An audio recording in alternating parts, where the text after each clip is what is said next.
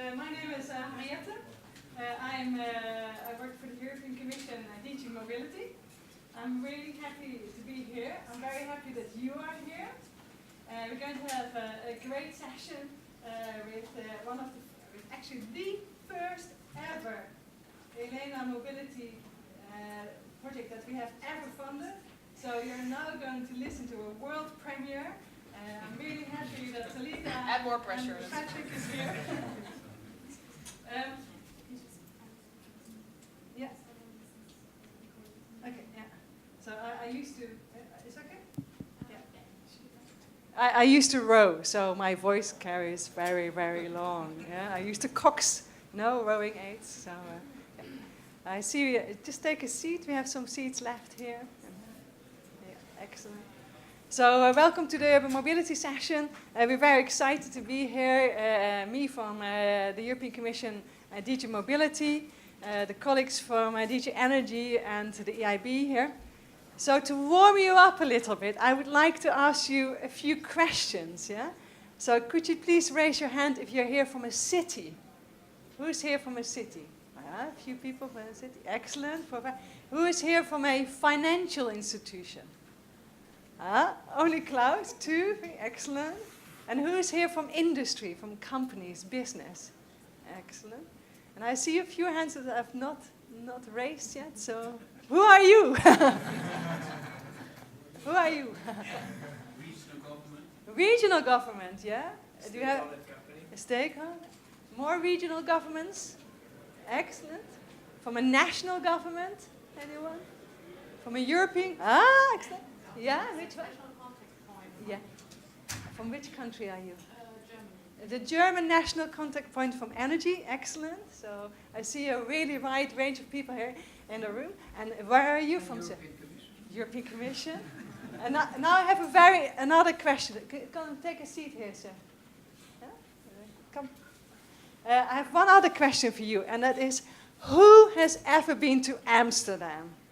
Oh, excellent, excellent.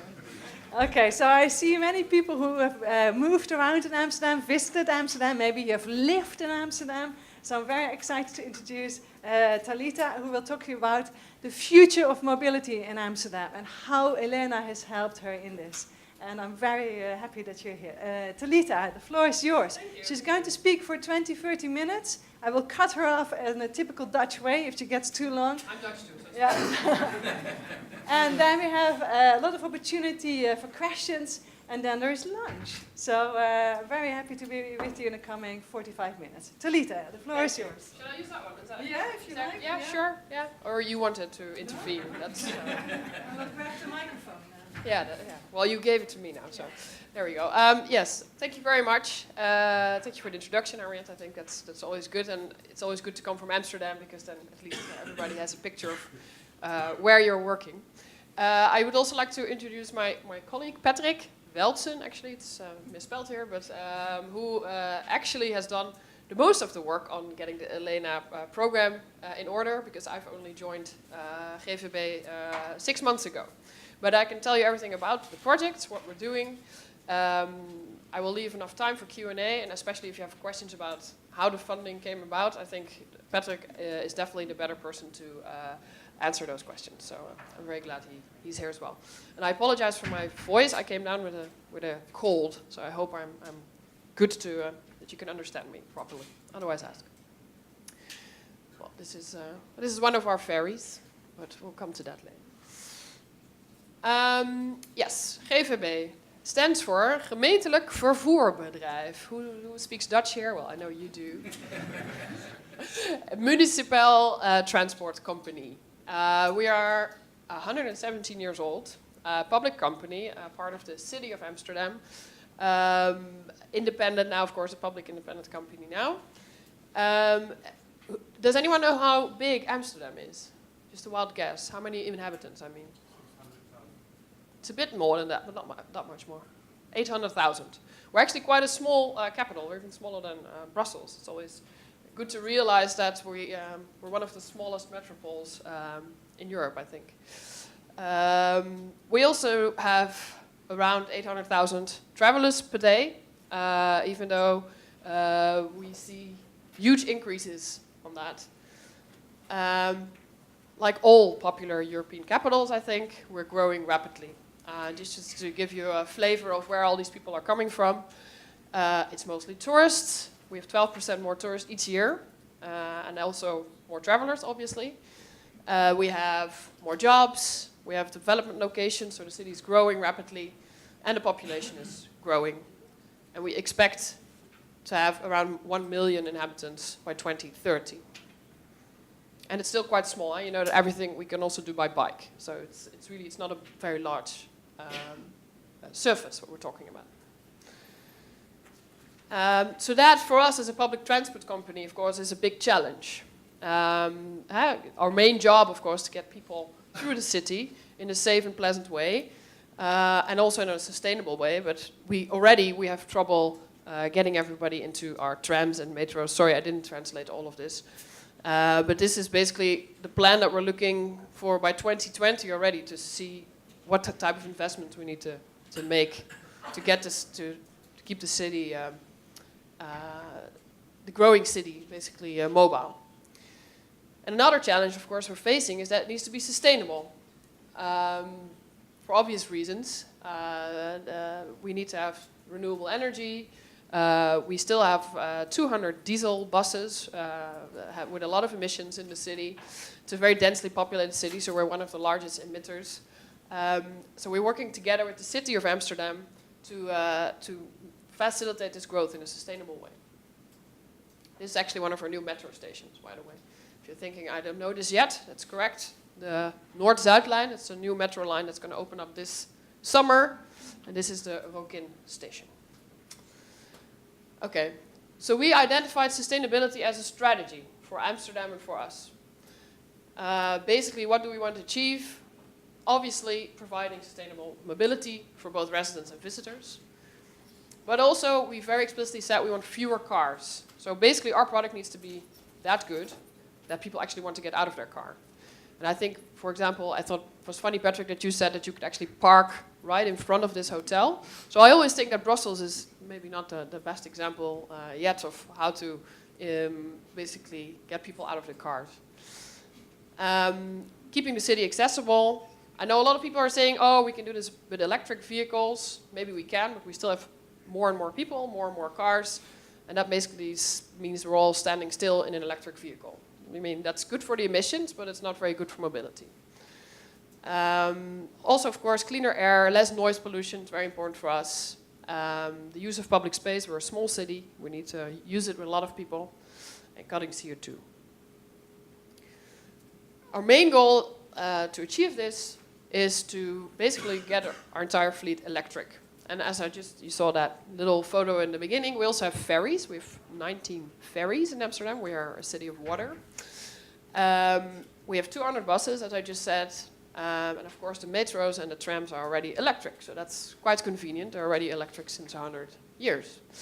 But the goal is to get both those fleets electric or hybrid as soon as possible by 2025. And of course, getting renewable energy for that.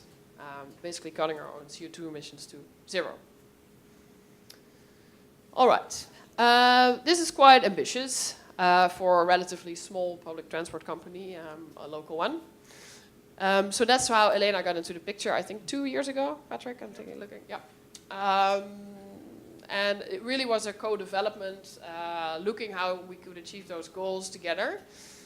And as I said, already a lot of the goals required investments mostly from the city or from us or from the national government. It's a lot of public funding that's going to go into the investments. And Elena is subsidizing 3.5 million of this. GVB is adding 400,000. And that will accumulate to investments of almost 166 million. So that's a factor 42? I'm just doing it by heart. I thought I wrote it down, but apparently I didn't. So yeah, if we can achieve that, of course, that's going to be a great acceleration of investment that we can achieve with Elena. We also try to calculate, of course, what the emissions are that we can reduce by this both CO2 and NOx. and energy. And as you can see, that's quite a lot as well. All right, let me get into a little bit more into the projects that we are financing with Elena. So we're focusing on metro, smart city IT, zero emission buses, and the ferries, as I just mentioned. And I won't read all this aloud. I'm getting into all the projects. All right, the metro. Well, as you can see, we're not reducing any CO2 because it's already electric. So that's a bit of a shame, but we're definitely reducing energy. As you might know, a metro, as it brakes, generates energy, actually. So it's a braking energy that at the moment we're not really using properly. Or let's say it fairly, we just don't really know. So we are recuperating some of the energy that we use as brake energy, but this can definitely be improved, and it might even improve, I think, 30% of energy usage in the metro. I'm giving you an example of how this energy can use from the national railways in the Netherlands. So basically what happens is the train brakes. Ideally, this goes into either a battery or a smart grid. So it's the middle part. The battery could then load or charge the electric bus, for example, or the electric taxi. But also if you have your own little smart grid, or you can, for example, use it in your own stations, your own LED lighting, etc. So what Ella is helping us to do is basically study all the measures that are most economically, but also most viable, and that we can use to give our investments to. Okay, the second one is the smart city IT infrastructure. As you can see, it was really hard to calculate the CO2 emissions because basically what this package does, or what this objective does, is getting our entire system ready for mobility as a service, for MaaS. Right now, of course, we have a planner so that you know if you're on one side of the city, you can go to another side of the city. But ideally, of course, you would like all modes of transportation into one system. So, for example, electric taxi is picking you up, is bringing you to the metro. Metro is taking you to another station, and there you get a bike, all with one card, all with one paying system. That's the ideal we want to be in 10 years. And the thought behind it, of course, is that if you seduce people, or if you make it an attractive package to get them out of the car, that you'll achieve modal shift, as we call it, get them out of the car into public transport. And we estimated that that would save us over 5,000 CO2 a year. This is an image of a system. We have one very well-known and very popular example. That's the OV-fiets in the Netherlands. I don't know if you've ever been to the Netherlands. Public transport bike. The National Railways developed it. We are signing the contracts right now to integrate them in our metro system. So if most of the metro systems in Amsterdam, you will be able to get a bike with the same card, with your public transport card. But we don't know where it would go. I mean, maybe Car2Go is an example in Amsterdam. It's a small electric car that you can just use wherever you go and just park wherever you go, wherever you want. Uber, of course, is a famous example, but we just don't know where it goes. In 10 years, there might be very different options that we don't know yet. But we feel it's very important for us to be able to integrate all those new modes of transport into our transport system. So basically our scope is going further than public transport. And basically what we are doing with the help of Elena is a feasibility study in what would be, I'm not going into the details of this, but what do we need to be ready for MaaS? New partnerships, new channels, how can we help our customers better to make the journey optimal, and also better information quality. Because right now we are, of course, already developing we have information signs at all the stops, etc. So that's the steps we're taking right now. But you want that real time, you want it on your cell phone, you want it everywhere. And of course you want open data so you can communicate with all other platforms.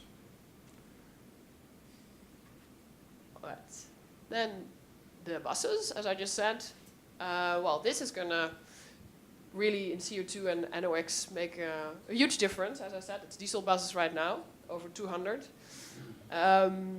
We are moving to zero emission buses. That was the goal. And what Elena helped us is to do technical assistance costs to see which the feasibility study into which buses should we buy to replace it, which would be optimal for the Amsterdam situation. And we divided into separate batches. The first batch, as I said, up to 67. Overall feasibility study, and then per batch we're going to look for the most appropriate technology. And by 2024 we'll have all of the buses replaced.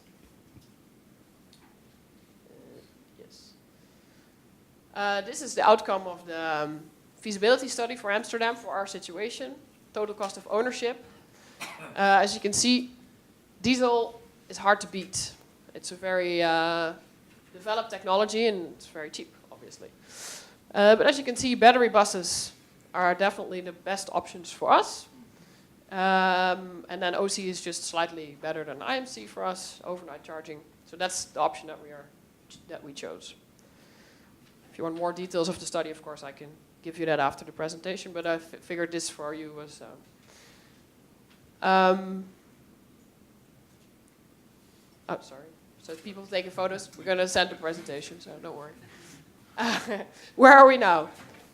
We just started procurement 2 weeks ago, so we're very, very happy about that, because especially securing the funding, the investment money, because the TCO, of course, is higher, but also the upfront investment cost is a lot higher for electric buses.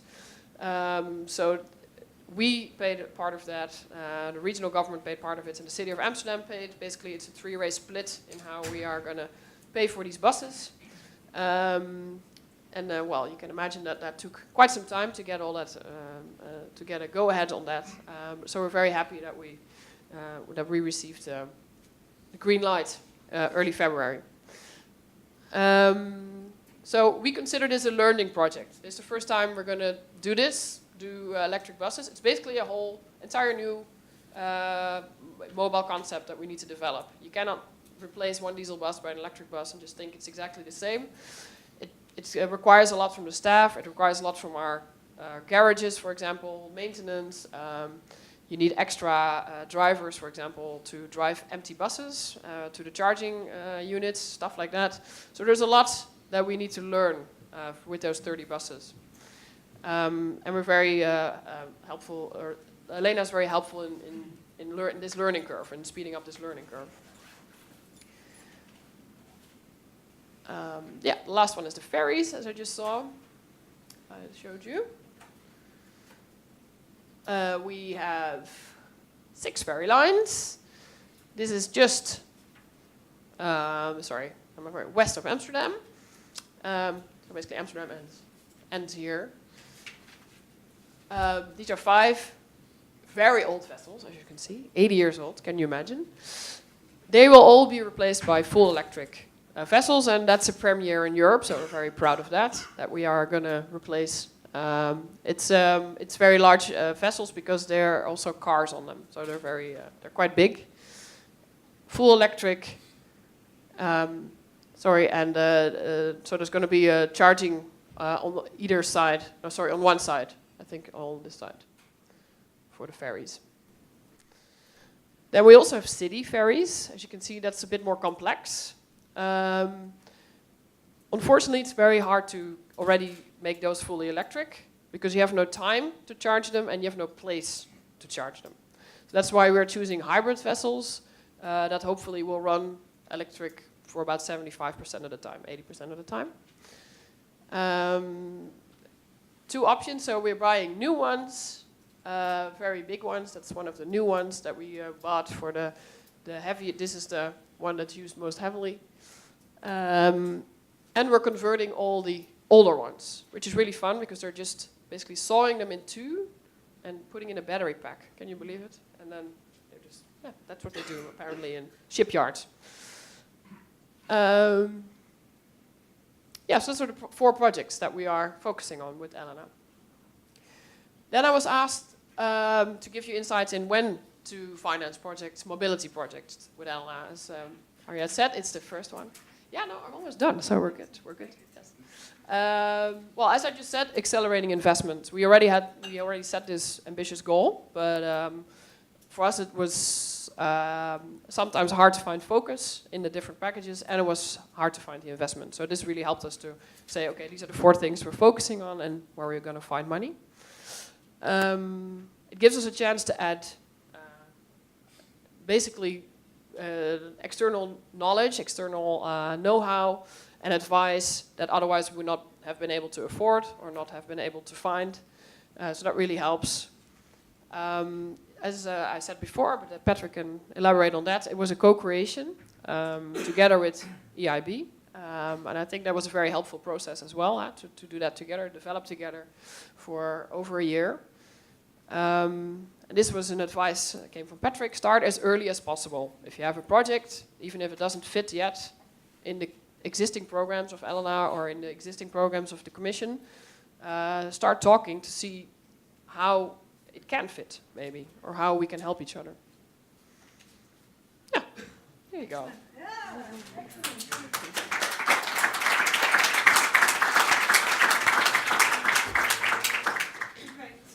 So as a moderator, I'm going to keep the microphone. Yeah. I'm going to invite you who are standing in the back, please take a seat. Would you like to take a seat here? There's some seats left. Get comfortable.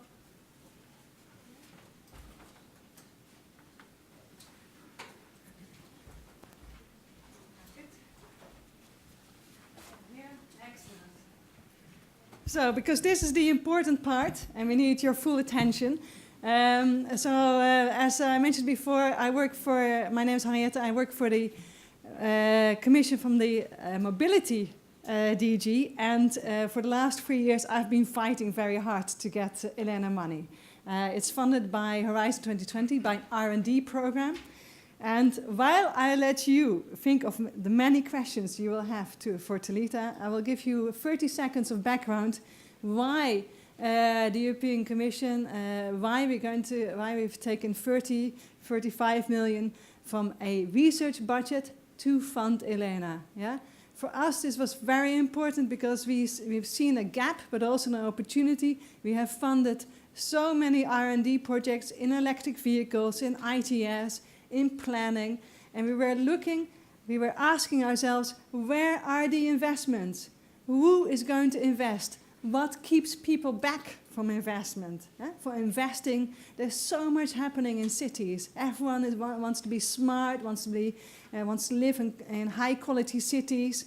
And why aren't the investments coming? And then I talked to my colleagues in DG Energy, and they said, we have Elena. Yeah? And Elena has been used for 9 years, over 9-10 years, to support energy investments.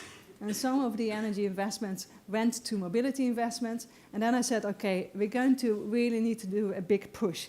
So what I loved about the first ever Elena transport project, I'm very excited, very honored to Thanks be to with you as well. is that Amsterdam has taken a systems approach, many modes. You've looked at where do we want to be in 2025, what is needed for that. I liked it a lot. You've taken some risks, because some of the elements that you want to procure, you're not very clear about. And also, I love the combination of a lot of technological innovation that you need to put in place. So what do my buses need to do? Can my ferries operate? Can my IT structure cope with all these data? But also a lot of the what we call non-technological innovation, which is about getting your teams together, new forms of public procurement, getting even your bus drivers to work differently. Excellent. So I already talked too long, so where are your questions for Talitha? I see your first hand. Excellent. Yeah, no, you do need the microphone. No, oh, wait. It's fine. Okay, we can. I can If you take this one, or this, you can. Maakt niet uit. Gaan we daar staan. Hi, I'm Cherie Gregoire. I'm with Cambridgeshire County Council. I have a question around your payback period and your targets under this investment scheme? Do you have some other questions and we group them a Sure. little bit? Any more questions? Yeah, behind you, lady. Yeah. Just behind you. Behind you. Sorry. 360. Hi, I'm Catarina from Almada, Portugal. It's a very precise question. I wonder if you could share with us the cost of the tram per kilometer. I think what you mentioned, metro, is a tramway. The tram or the metro? Sorry. The tram. Yes. Do you know by chance the price per kilometer? Thank you. Not by heart. Sorry. I can look it up. Sorry. Yeah. Yeah, my name is Arnold Smit, I work for the Arnhem Nijmegen City region, also in the Netherlands. Can you maybe say a little something about? Okay. Yeah. So Arnold Smit from the Arnhem Nijmegen City region. Can you maybe say a little bit about how you work together, also maybe early on or later on, together with the city of Amsterdam or the GVB and transport providers, and who was involved at what stage? Yeah. Sure. Excellent. And a fourth question. I like it. Good. Hello, Wolfgang Backhorst from Ruprecht Consult. I'm not very familiar with Elena, so my question is, what is the level of detail when you apply for Elena? So you have roughly these 4 sections and basic ideas what you are planning to do, but you have to invest 165 million euros. So how is this ensured also with decisions from the city council? Is it linked to SUMP processes, etc.? So to ensure the sustainability of this financing program. So, Sure. 4 excellent questions. Sure. Yeah. Yeah. Let me start with the payback times. Right. That was your question. That depends on the mode of transport, basically. Well, as you could tell, for example, for the ferries, we assume that they're going to ride for around 40 to 50 years. So we're quite good there. The buses is a bit different. It's maximum of 12 years. And then, as you could say, the TCO is still a bit higher than diesel. So we... So generally, public buses have a lifetime of 12 years. Yes. Is that also your payback period? Yes. Yes, exactly. Yeah, for the buses, yes, we still stick to that. Otherwise, we couldn't afford them at all. So yeah, it's 12 years. Yes. Sorry, that was that. Then it was a very specific question about the tram lives per kilometer. I don't know that by heart. I'm very sorry. So I can look it up for you if you're interested. It's definitely one of the most expensive infrastructure to. Well, metro obviously underground is the most expensive, and then tram is quite expensive as well. So. But it's also a capacity issue, right, for you? Yes. Yeah, of course. Metro is for bulk lines. But then just to give you an indication, the new metro line that's going to open this summer was decided 20 years ago, and in 1997. And it was, I don't think you should look at that in terms of costs or in payback times. It's really hard. I can look it up for you. Then also a question about how you work together, city and public transport company. Of course, we're very closely linked to the city of Amsterdam. We were once a total part of the city. Obviously, we're independent since a few years, but still, they are our 100% stock owner, basically, or shareholder. Yes. On the other hand, we have our own policies, but of course, the city council always will have to approve of those. So there's just a two-way street. But I think the initiative, it's very important that's with us, because we are realizing what it takes to get there. We realize, the investments necessary. That's something the city council or city cannot say.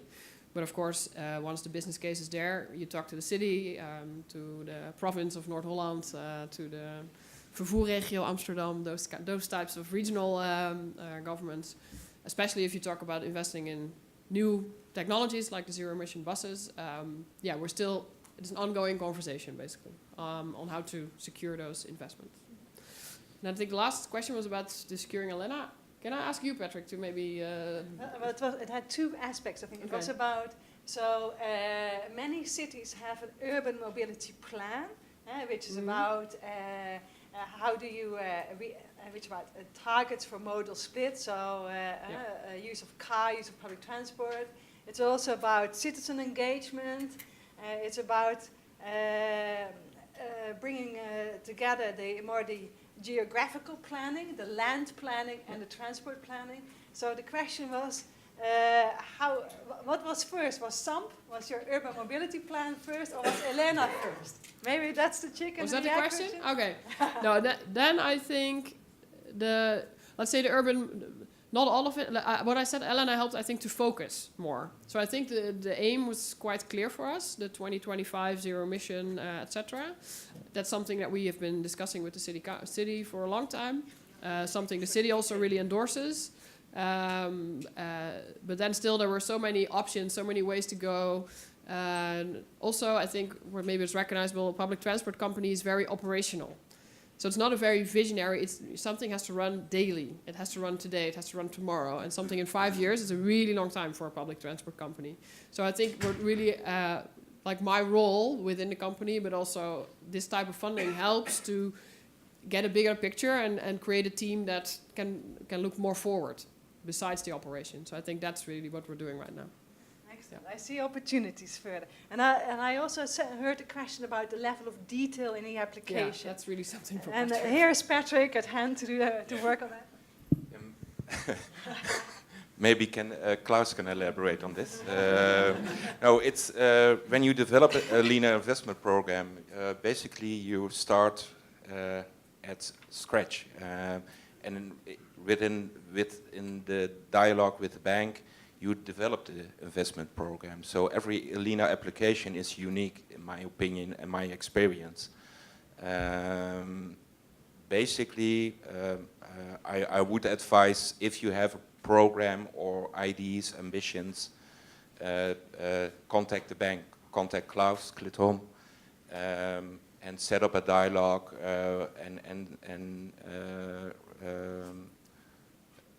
yeah, that's basically it. Yeah. And Patrick, when you came to Klaus, did you come with a 500-page study or with a 2-page A4, or somewhere in the middle? Yeah, that's a good question. No, we started with a feasibility study with the GVB, a financial study, and try to translate ambitions into concrete goals. And then I thought, but it's the whole project from start to signing the contract took 18 months, so it's quite a long term. And sorry, what was your question? And what was the level of detail? For example, did you have to give budgets or FTEs? You know what people are normally used to in EU funding. Yeah, Linear is divided in 2 phases. You have the pre-proposal, that can be a 10-pager you send to the bank. And if the bank approves and support your ideas, then you go to the formal phase from the Linear application. And basically, again, with the bank, you try to develop the application. It's not that you're writing an application and push the send button. Elena doesn't work that way. Thank God.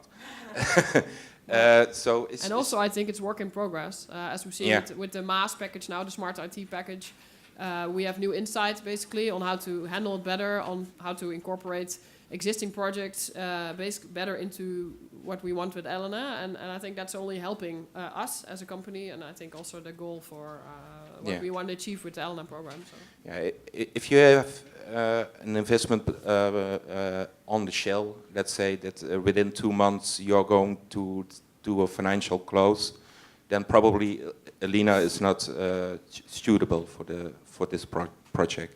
You have to look at the midterm, several years ahead, and again developing it in cooperation with the bank. Yeah. I have a question for you, Patrick. Maybe more for you than for Talitha, but also your input's very much invited. So with Elena, you have now a project grant to develop your investment program.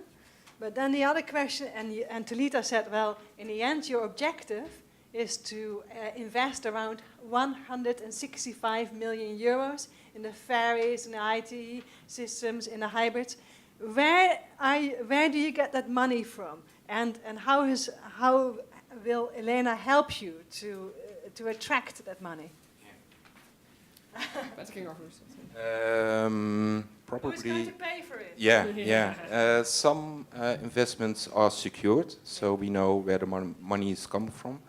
But for example, the first batch from zero emission buses, that's the financial close is of the investment is secured. But the second batch, the GVB doesn't know yet who will be the financer. So probably in upcoming year, 12 months, we are going to look at it, analyze it, and also with the city of Amsterdam. So we can't say yet how the second batch will be financed. Yeah, we're thinking for the second batch it's going to be a private and public mixed funding. Basically because the first batch, the 30 buses, is public funding, as I said. It's a combination of the city, the region and us. So basically split 3 ways. But that's a lot of money, especially if next year we're going to have 70 buses to procure. So that's double of what we're procuring right now. But for us, it's also that's the learning curve as well that we'd like to do.